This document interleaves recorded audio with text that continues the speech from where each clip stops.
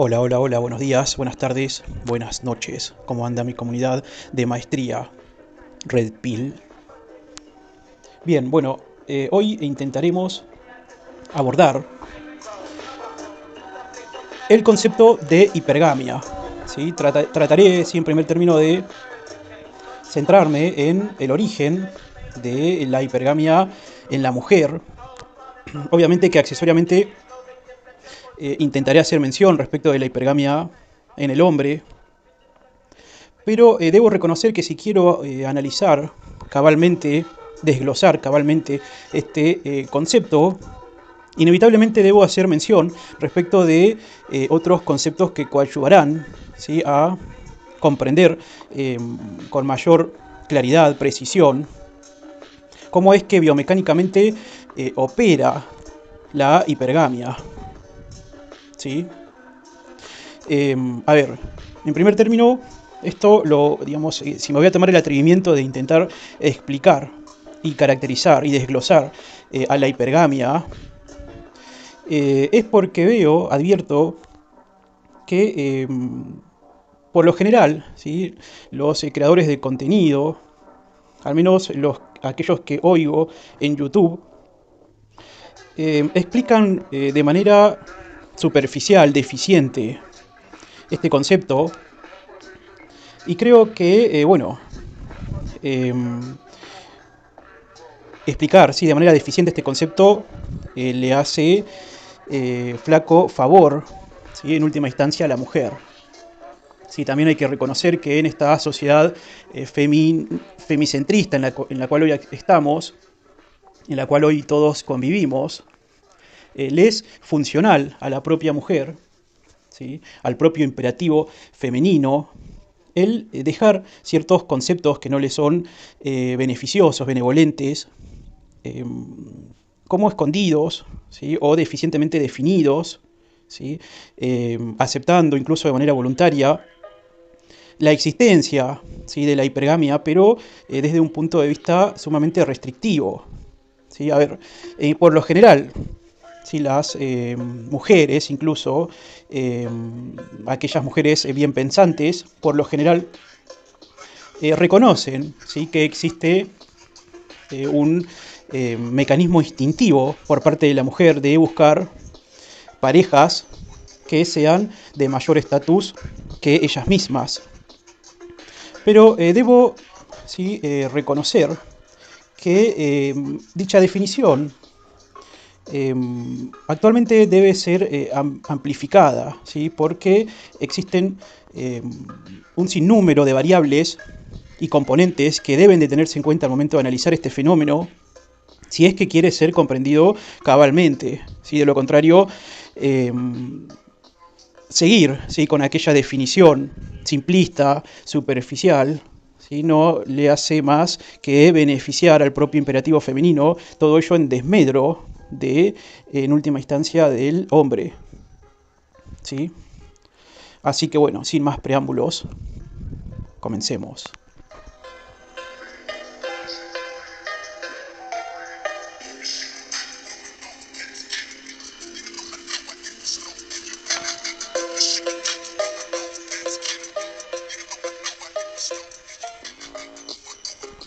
Bien, bueno, antes de pasar a definir, ¿sí?, el concepto de hipergamia, eh, debo, sí, hacer una breve mención, debo hacer un breve raconto analítico, histórico, respecto del origen de la hipergamia. ¿Sí? Entiendo que no es más que un constructo evolutivo, ¿sí?, la hipergamia, y que ha ayudado, ha contribuido justamente a mantener la supervivencia de la especie humana. ¿Sí? A ver, debo sí mencionar que me imagino que en nuestros antepasados, ¿sí?, más lejanos, seguramente el mercado sexual se encontraba bastante equilibrado, ¿sí?, entre la hipergamia femenina y la dominación alfa. ¿Sí? Pero aún en ese contexto, más allá de lo físico, ¿sí?, en donde seguramente la mujer físicamente se encontraba, ¿sí?, sometida a la voluntad del hombre, Más allá de ello, vale decir que aquellos hombres que querían, sí, acceder a la reproducción debían por lo general luchar entre ellos, ¿sí? Debían luchar, incluso debían matarse en muchos casos entre ellos para poder acceder, ¿sí?, a la reproducción. Digamos que aquellos hombres que no competían, ¿sí?, que de ninguna manera podían acceder a la reproducción, morían sin descendencia alguna, y que para poder justamente acceder a la reproducción es que tenían que luchar, debían luchar, incluso debían matarse entre sí. Y esto obviamente que no lo hacían solo para quedarse con, digamos, con la mujer en última instancia, sino también lo hacían para competir por el acceso a los recursos y a bienes que se encontraban bajo el dominio, exclusivo dominio de aquellos alfas. Incluso aquellos alfas en aquel momento en que por algún acontecimiento propio del paso del tiempo se volvían menos dominantes, inmediatamente pasaban a ser derrocados y sustituidos por otro alfa, ¿sí? La dominación alfa imperó por casi tiempos inmemoriales. Digamos que ya en aquel contexto se podía advertir cómo el hombre, ¿sí?, el ser masculino, era básicamente un sujeto desechable, ¿sí?, un sujeto descartable, y que si de alguna manera quería reproducirse, debía luchar, incluso sacrificarse, para acceder al derecho a la reproducción, ¿verdad? Y por el otro lado, las mujeres, más allá de que fueron vistas como objeto de reproducción, ostentaban y ostentaron una posición mucho más favorable que la que tenía el hombre, volviéndose objetos dignos de preservación.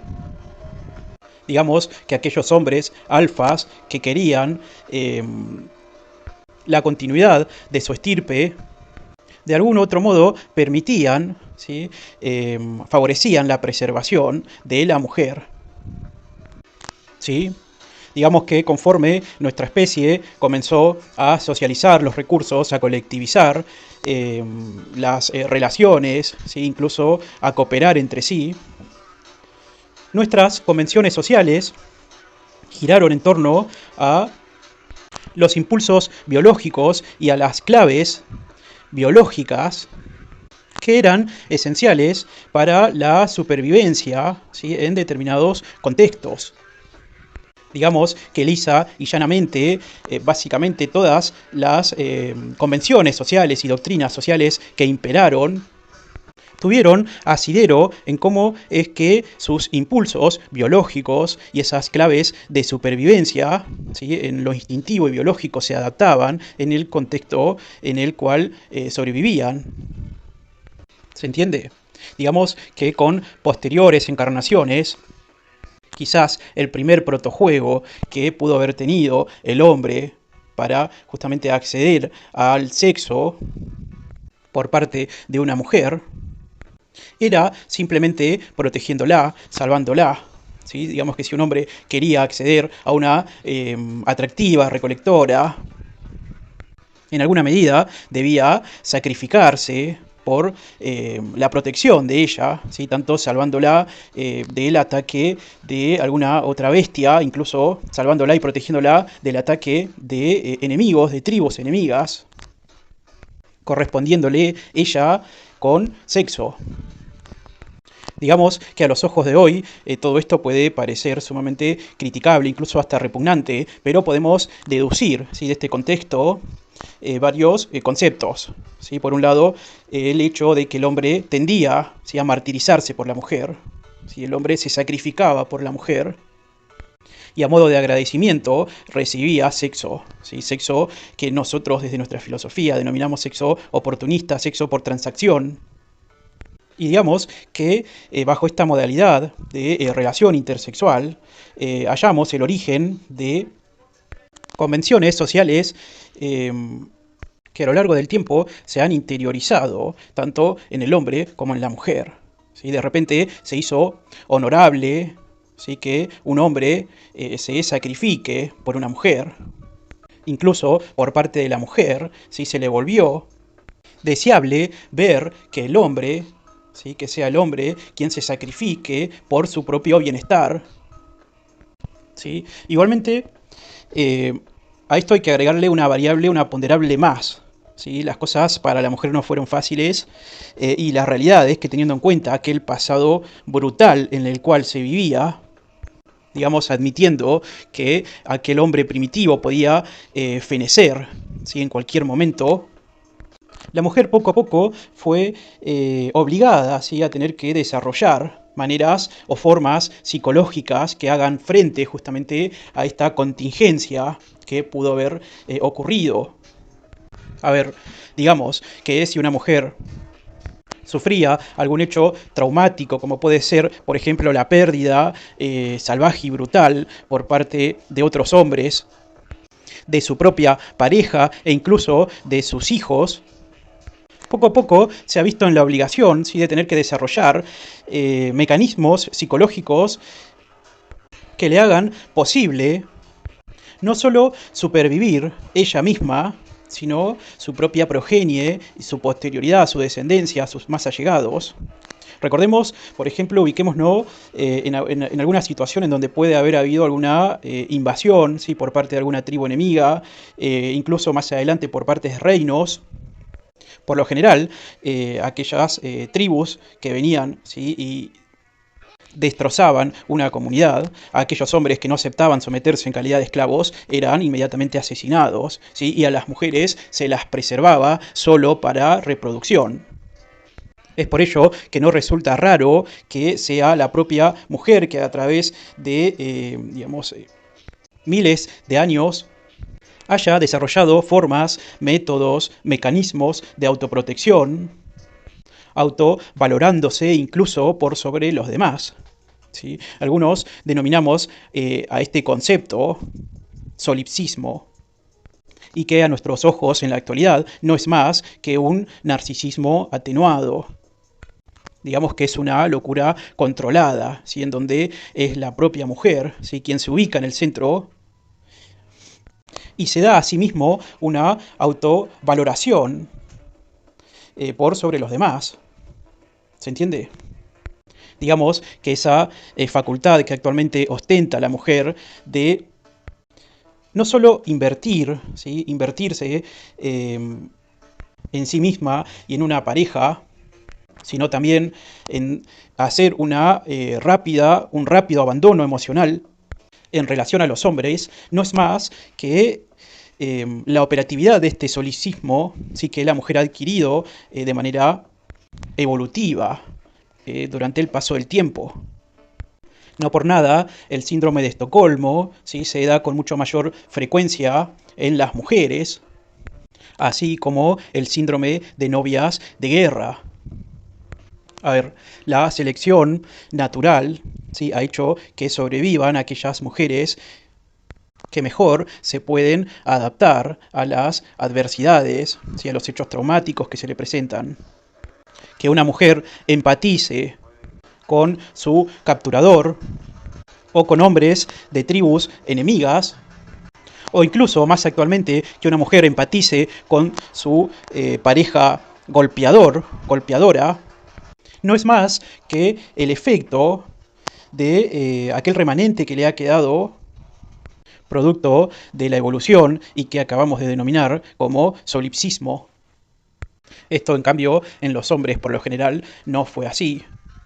Aquellos que no aceptan ser físicamente dominados se sometían, en el mejor de los casos, a la calidad de esclavos, o en el peor de los casos se los asesinaba, se los mataba, se los desechaba, se los descartaba, digamos.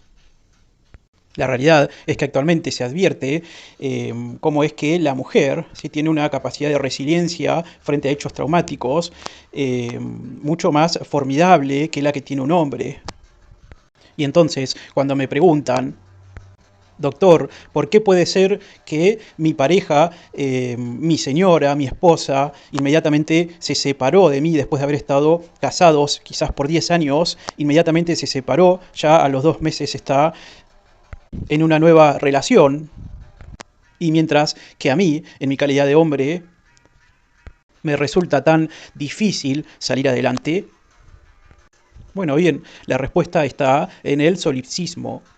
La mujer evolutivamente se encuentra diseñada, ¿sí?, para dar respuesta, ¿sí?, a cualquier contingencia de tipo emocional que se le presente, y lo hace de una mejor manera, ¿sí?, que aquella que naturalmente tiene el hombre. ¿Sí? Otro punto agregar, ¿sí?, y no menor. Este solipsismo del cual les hablo las ha preparado para aceptar y encontrar deseable en un hombre que éste invierta en ella, y no solo en ella, sino en su progenie, pero también la preparó para irse o desvincularse con mayor facilidad cuando encuentre el cobijo, la presencia, ¿sí?, de otro hombre que le pueda brindar mayor provisión y seguridad. Digamos, en otras palabras, que su solipsismo no depende tanto del amor, entre comillas, sino que más bien en su faceta sexual, en su plano de selección sexual, su solipsismo la estimula a buscar que mayor seguridad y aprovisionamiento le pueda dar a ella como a su estirpe. ¿Se entiende? Justamente a esto es a lo que denominamos, ¿sí?, hipergamia. Digamos que evolutivamente la hipergamia es un subproducto del solipsismo que la mujer tiene, que precisamente se manifiesta en el plano de la selección sexual, y que no es más que un mecanismo biomecánico de supervivencia cuyo único y principal fin es el de la supervivencia de la especie. Digamos que la hipergamia, ¿sí?, en la mujer integra básicamente el software de ella, o también denominado punto de origen operativo de la mujer. Se trata de un punto de origen subconsciente, ¿sí?, en donde justamente este cálculo opera a nivel instintivo, a nivel reptiliano, y como he dicho, no es más que un mecanismo de evolución, ¿sí?, que la mujer ha tenido que desarrollar para lograr que la supervivencia, digamos, para lograr que la especie superviva. ¿Sí?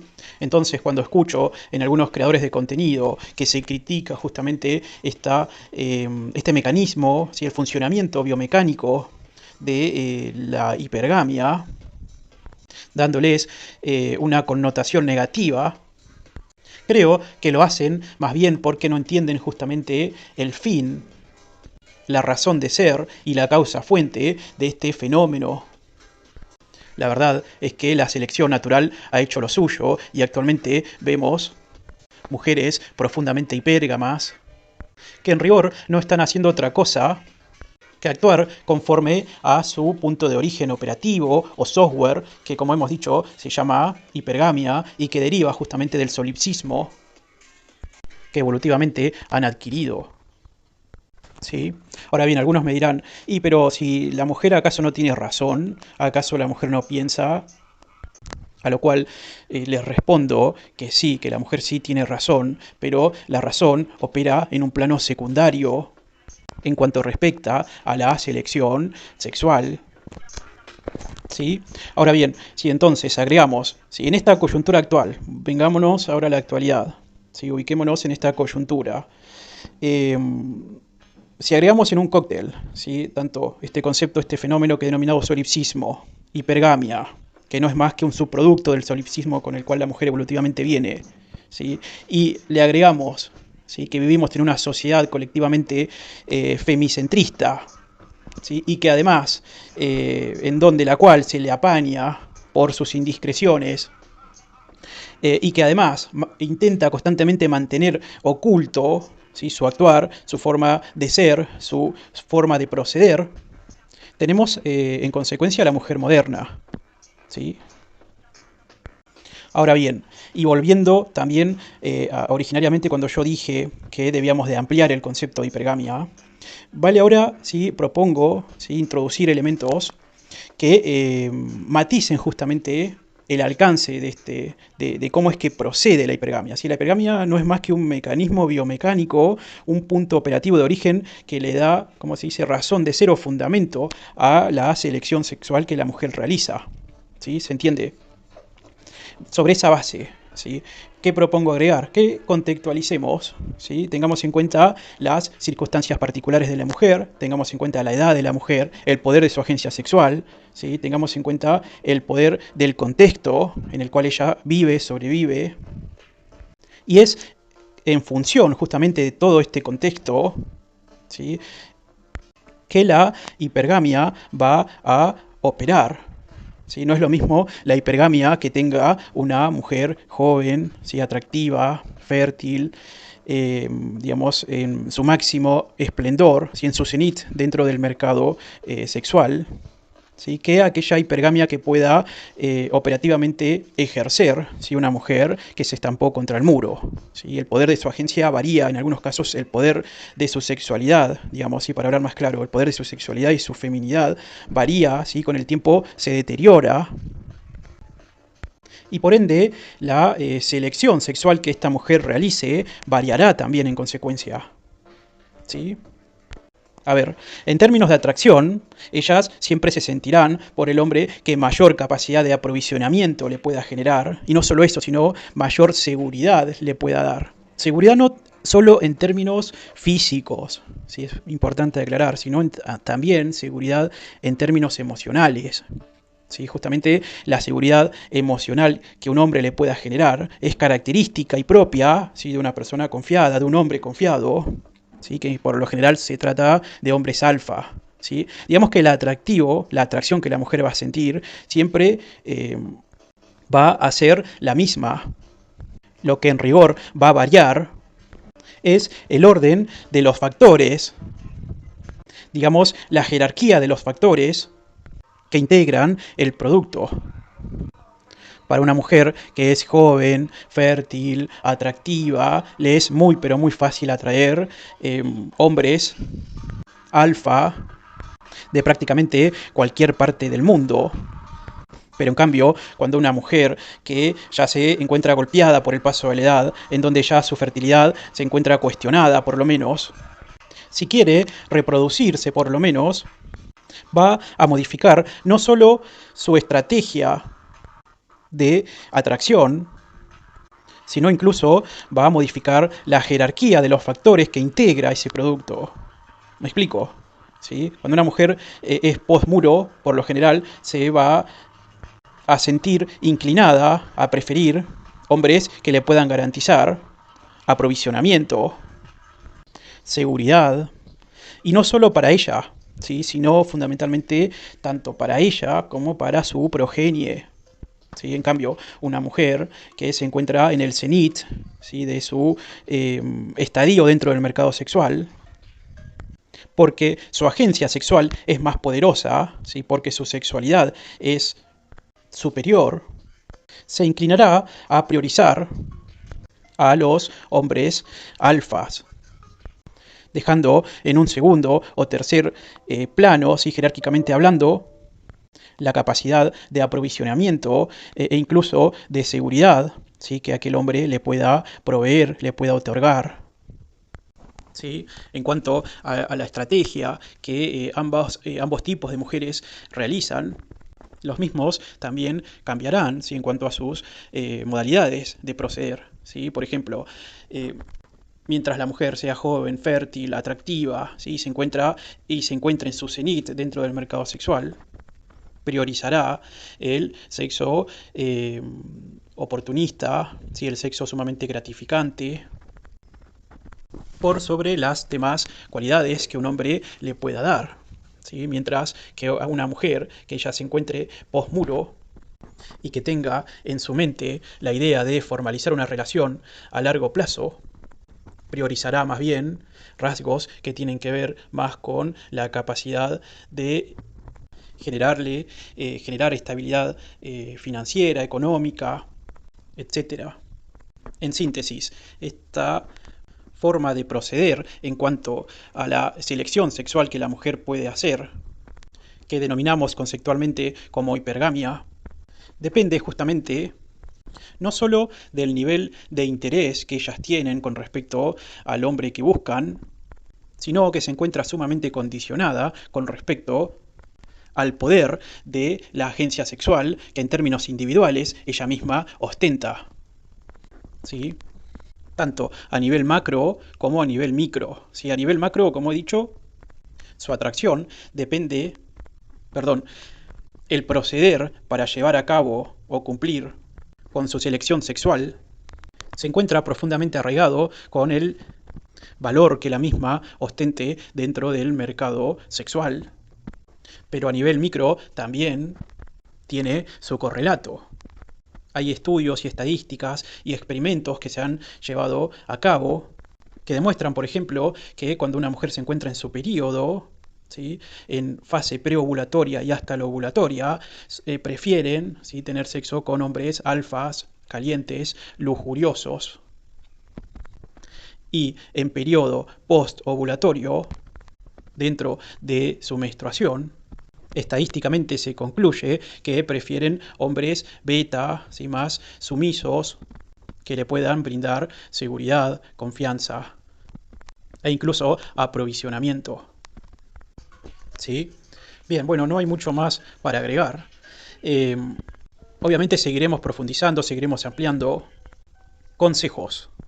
Bien, en primer término, a los hombres, estos consejos van dirigidos especialmente a los hombres. De hecho, mis videopodcasts están fundamentalmente dirigidos a los hombres.